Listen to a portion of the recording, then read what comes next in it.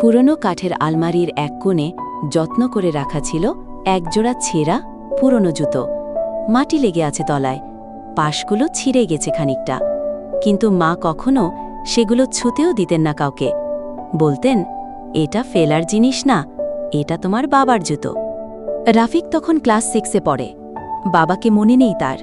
সে যখন 1 বছরের, তার বাবা একটা গার্মেন্টস ফ্যাক্টরিতে কাজ করতে করতে একদিন আর ফেরেননি, দুর্ঘটনায় মারা যান।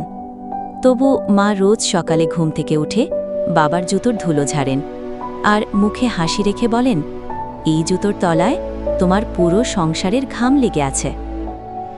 একদিন স্কুলে স্পোর্টস ডে, সবার নতুন জুতো, ব্র্যান্ডেড স্পোর্টস শু। রাফিকের পায়ে ছিল পুরনো সেলাই করা একটা জুতো।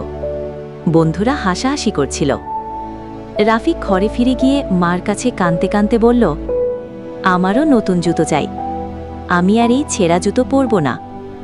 মা কিছু বললেন না, শুধু আলমারি খুলে বাবার সেই পুরনো জুতোর সামনে নিয়ে গিয়ে বললেন, এই জুতোর নিচেই তোর স্কুলের ফিস জমা হয়েছে। এই জুতোর তলায় লেগে আছে রোদের ঘাম, কাদার দাগ আর আমাদের ভবিষ্যৎ। তুই চাইলে আমি তোকে জুতো কিনে দেব, কিন্তু বাবার এই জুতো অবহেলা করিস না। সেদিন থেকে রাফিক আর কোনোদিন নিজের জুতোর দিকে অবহেলার চোখে তাকায়নি, বরং পরবর্তী বছর যখন সে স্টেট লেভেলে দৌড় প্রতিযোগিতায় জিতল, সে পুরস্কার নিতে উঠেছিল পুরনো সেই জুতো পরেই। মাইকে বলেছিল, এই জুতো শুধু আমার না, এটা আমার বাবার, যিনি না থাকলেও প্রতিদিন আমার সঙ্গে দৌড়ান।